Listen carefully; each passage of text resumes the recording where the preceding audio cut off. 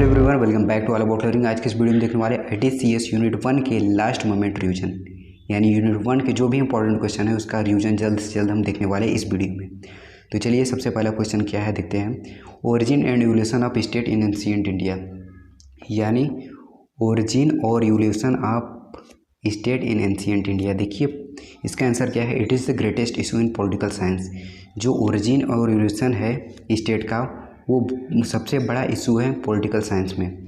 Ancient Indian thinker like BBNKK, यानी भीष्म, बृहस्पति, नारद, कौटिल्य और Kamandaka.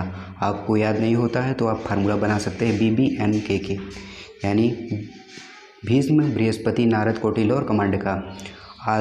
Also have looked at the problem, इसी problem पे देखे और इसका ऐसा करके वो 4 इंपॉर्टेंट थ्योरी दिए। वो थ्योरी कौन सा था? AFMC, यानी evolutionary theory, force theory, mystical theory and contract theory. इस इवोल्यूशनरी थ्योरी में क्या था देखते हैं। ये जो इवोल्यूशनरी थ्योरी था ओल्डेस्ट थ्योरी था, मेंशन्ड इन अथर्ववेद, अथर्ववेद में मेंशन्ड था। अकॉर्डिंग टू अथर्ववेद, यानी अथर्ववेद के according earliest phase of human life, यानी कि ह्यूमन लाइफ का earliest phase was stage of Vairaj और स्टेटलेस स्टेज। वैराज था या फिर स्टेटलेस स्टेज था। स्टेबल लाइफ बिकम पॉसिबल, यानी इवोल्यूशनरी थ्योरी के according stable life become possible, जो स्टेबल लाइफ था पॉसिबल हो पाया with emergence of agriculture, agriculture के इमरजेंस के द्वारा। जो दूसरा थ्योरी है फोर्स थ्योरी। फोर्स थ्योरी में क्या है देखिए। एंशिएंट इंडियन पॉलिटिकल थिंकर जो थे डिड नॉट प्रोपाउंड, प्रस्तावित किया नहीं, प्रस्तावित किया फोर्स थ्योरी जैसे इन ए सिस्टमेटिक वे, यानी जो एंशिएंट इंडियन पॉलिटिकल थिंकर थे वो फोर्स थ्योरी को सिस्टमेटिक वे में प्रस्तावित नहीं किए। But force theory was considered to be an important factor in evolution of the state in India. लेकिन जो फोर्स थ्योरी था वो बहुत ही इम्पॉर्टेंट फैक्टर, उसको बहुत ही इम्पॉर्टेंट फैक्टर कंसीडर किया गया भारत के इवोल्यूशन में, यानी इवोल्यूशन ऑफ स्टेट, भारत के राज्य के इवोल्यूशन में। तो अर्लीस्ट आर्यन क्लैंस जो थे, इसके अकॉर्डिंग अर्लीस्ट आर्यन जो क्लैंस थे फाट एमंग देमसेल्फ, आपस में लड़े फॉर पेट एनिमल्स, यानी पालतू जानवर के लिए, पास्चर एंड चारागाह के लिए, and source of drinking water, और पीने के पानी के लिए। One warrior lead the clan, यानी दो, मान लीजिए ये 2 क्लैन हैं, दोनों क्लैन में से एक वारियर जो था सबसे स्ट्रांगेस्ट इस क्लैन में से, वो इसको लीड करता था, और जो स्ट्रांगेस्ट था वो इसको लीड करता था। ये दोनों क्लैन आपस में लड़ते थे, और जो क्लैन जीतता था उस क्लैन के एक सबसे शक्तिशाली योद्धा को क्या दिया जाता था? किंग बना दिया जाता था। तो तीसरा क्या है? तीसरा थ्योरी है हमारा मोस्ट पॉपुलर, जो मिस्टिकल थ्योरी है। जो मिस्टिकल थ्योरी है वो मोस्ट पॉपुलर थ्योरी माना जाता था इसको। King was not considered to be the representative of god. इस मिस्टिकल थ्योरी के अकॉर्डिंग जो किंग थे, वो जो राजा थे, वो ईश्वर के रिप्रेजेंटेटिव नहीं माने जाते, बल्कि अपने आप में ही भगवान माने जाते थे। पावर इस जो किंग को पावर प्रोवाइड था कि उसकी रक्षा करने के लिए, वो था अश्वमेध पावर। किंग राजाओं को यही अश्वमेध पावर प्रोवाइड था। जो कॉन्ट्रैक्ट थ्योरी है हमारा मोस्ट एक्सटेंसिवली डिस्कस्ड थ्योरी है। इसका रेफरेंस किस में देखा जा सकता है? बुद्धिस्ट ब्राह्मिकल टेक्स्ट और कौटिल्य के अर्थशास्त्र में इसका रेफरेंस देखा जा सकता है कॉन्ट्रैक्ट थ्योरी का। Many scholars accept only Buddhist as the authenticated source of contract theory. जो बहुत से स्कॉलर थे वो केवल बुद्धिस्ट थ्योरी को ही एक्सेप्ट करते हैं as a authenticated source of contract theory. क्यों? क्योंकि जो बुद्धिस्ट है उसमें उसका कॉन्ट्रैक्ट थ्योरी का क्लियर कट बताया गया है, क्लियर कट दिखाया जाता है। तो देखिए, this theory state that formation of society become on the contract base. ये थ्योरी क्या बताती है कि जो सोसाइटी का फॉर्मेशन हुआ वो कॉन्ट्रैक्ट बेस पे हुआ, कि जैसे कि कोई आदमी इस सोसाइटी में रह रहा है तो उसको कुछ रूल्स एंड रेगुलेशन होंगे कॉन्ट्रैक्ट के अकॉर्डिंग, वही कॉन्ट्रैक्ट थ्योरी में बताया गया है। और नेक्स्ट क्वेश्चन क्या है हमारा? कौटिल्य सप्तांग। कौटिल्य के सप्तांग कौन कौन से थे? 7 लिम्स थ्योरी ऑफ स्टेट, यानी स्टेट के 7 लिम्स। देखिए, जिनको ये याद नहीं होता है उसको ये देखने के बाद याद हो जाएगा। देखिए, इसको याद करने के लिए आपको एक फार्मूला बनाना पड़ेगा। सजद को दंड मिला, यानी सजद को दंड मिला, यानी देखिए इसको साथ पढ़ते हैं लेकिन आपको सजद पढ़ना होगा, SAJD यानी सजद को दंड मिला। इसका क्या होगा, देखिए S फार होगा स्वामी, A फार होगा अमात्य, J फार होगा जनपदा, K फार होगा D फार होगा दुर्गा, K फार होगा कोसा और दंड फार होगा दंड, यानी दंड का मतलब दंड ही होगा और मिला का मतलब होगा मित्र। यानी इसको आप अगर इस प्रकार से सजद को दंड मिला से याद करेंगे तो आपको ये सेमल लिम्स हैं वो आसानी से याद हो जाएंगे। तो देखिए स्वामी क्या थे, वो मोनार्च थे। नेटिव ऑफ सॉइल माने जाते थे।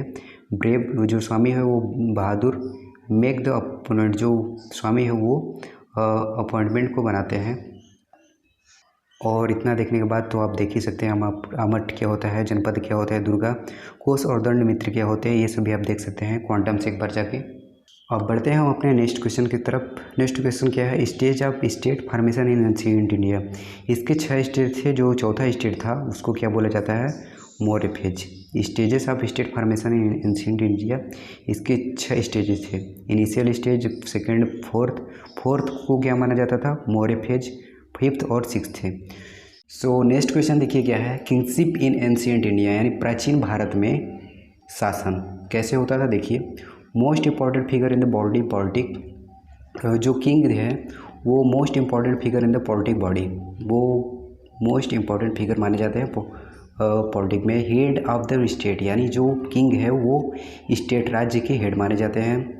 फंक्शन माने जाते थे वो उस समय एंशिएंट इंडिया में। फंक्शन देखिए क्या होता है, फंक्शन उनका क्या, राजा का फंक्शन क्या था, एक्सटर्नल एग्रेशन, यानी कि जो बाहरी मामला होता था सभी में उनका वो इन्वॉल्व रहते थे। यानी जो मान लीजिए कोई बाहरी राज्य है वो अटैक कर रहा है उस राज्य पे, तो वो सभी जो काम होता था वो राजा देखते थे।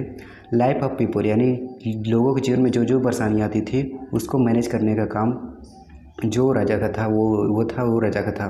प्रॉपर्टी एंड ट्रेडिशनल कस्टम, यानी प्रॉपर्टी से रिलेटेड और ट्रेडिशनल कस्टम से रिलेटेड जो भी प्रॉब्लम थी वो राजा उसको मैनेज करते थे। Protected the family system by punishing, यानी फैमिली में जो भी प्रॉब्लम आती थी फैमिली सिस्टम में वो भी राजा उसका सुरक्षा करते थे। जैसे कि कोई गलती कर दिया है, मान लीजिए किसी गलती है तो उसको जो गलती किया उसको पनिश करके उसको मैनेज करते थे। क्लास एंड कास्ट प्रोटेक्शन, यानी क्लास और कास्ट का भी प्रोटेक्शन करते थे राजा। क्वेश्चन नंबर 5 क्या है, देखिए account on society in ancient India, also explain पुरुषार्थ। तो देखिए society in ancient India had several distinguishes feature, यानी कुछ खास फीचर है, इसके गुण है। It was arranged in the form of 4 वर्णाज, ये 4 वर्णाज में अरेंज है। पुरुषार्थ का मतलब होता है अटेनमेंट, यानी किसी चीज़ की प्राप्ति। आर लाइफ पर्पज, यानी जीवन का उद्देश्य। पुरुषार्थ का मतलब होता है जीवन का उद्देश्य। The aim of every person is to attain the four noble ends of or पुरुषार्थ। दिस 4 पुरुषार्थ कौन कौन से है, देखिए 4 पुरुषार्थ कौन कौन से है, धर्म, अर्थ, काम, मोक्ष। देखिए धर्म क्या होता है, सुप्रीम ऑफ पुरुषार्थ, जो धर्म है वो सुप्रीम ऑफ पुरुषार्थ माना जाता है। Derived from the Sanskrit root DHR, यानी संस्कृत के रूट DHR से ये धर्म डिराइव्ड है। इट्स वन ड्यूटी, यानी जो धर्म है किसी भी इंसान पे, किसी भी पीपुल का ड्यूटी होता है। रिस्पॉन्सिबिलिटी होता है, ये अनिवार्य है, ड्यूटी और responsibility.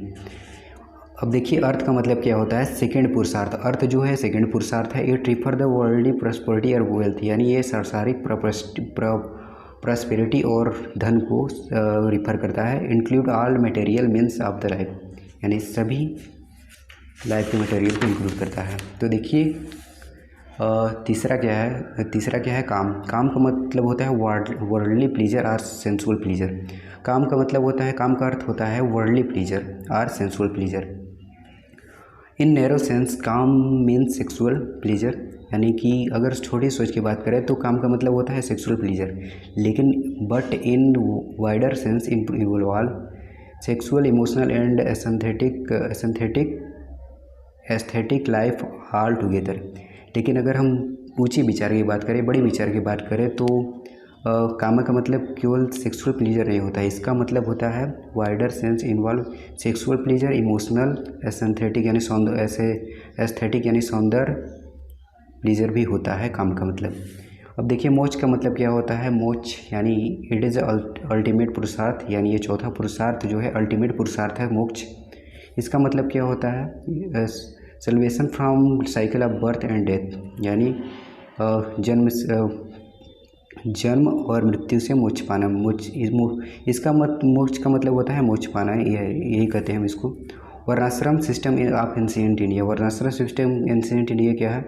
Warriors text talk of varnashrama dharma are the dharma of different class and dharma in different stage of life. ये डिफरेंट स्टेज ऑफ लाइफ को क्या करता है? एक्सप्लेन करता है। This varna hierarchy system was divided as Brahmins, Kshatriya, Vaishya और शूद्र। तो देखिए ब्राह्मण्स को क्या होते थे? टॉप ऑफ द वर्ण हायरार्की। जो ब्राह्मण होते थे वो वर्ण हायरार्की में वो टॉप पे रहते, इनका पोजीशन टॉप पे था। इसका मेन फंक्शन क्या था, कार्य क्या था? प्रिस्क्राइब्ड फॉर द ब्राह्मण्स वर, इसका प्रिस्क्राइब किया था ब्राह्मण का लर्निंग और टीचिंग। लर्निंग यानी पढ़ना और पढ़ाना इनका मेन फंक्शन था ब्राह्मण्स का। अब देखिए क्षत्रिय क्या है? सेकंड क्लास होता है वर्ण सिस्टम में, इनका सेकंड क्लास है, यानी सेकंड क्लास में इनको रखा गया है। ड्यूटी इनका क्या था? प्रोटेक्शन, एक्सटर्नल और इंटरनल, यानी एक्सटर्नल और इंटरनल दोनों प्रकार की प्रोटेक्शन। वैश्य क्या थे? देखिए वैश्य क्या रिप्रेजेंट करता है? ट्रेडिंग एंड कमर्शियल क्लास, यानी ट्रेडिंग और कमर्शियल क्लास, व्यापार से रिलेटेड का था, यानी जो बिजनेसमैन थे, प्राचीन बिजनेसमैन, वो वैश्य में आते थे। शूद्र देखिए क्या है? Bottom of the social hierarchy, इनको सोशल हायरार्की बॉटम में माना जाता है। सेकंड क्लास सिटीजन, इनको सेकंड क्लास सिटीजन माना जाता था, लेकिन on the fringe of Aryan society. तो जो यूनिट 1 में बचेगा इसके बाद वो हम नेक्स्ट वीडियो में देखेंगे, ताकि ये वीडियो, क्योंकि ये वीडियो ज़्यादा ही बड़ा हो गया है, तो हम नेक्स्ट पार्ट में देखेंगे जो भी बचा है यूनिट 1 का इम्पोर्टेंट।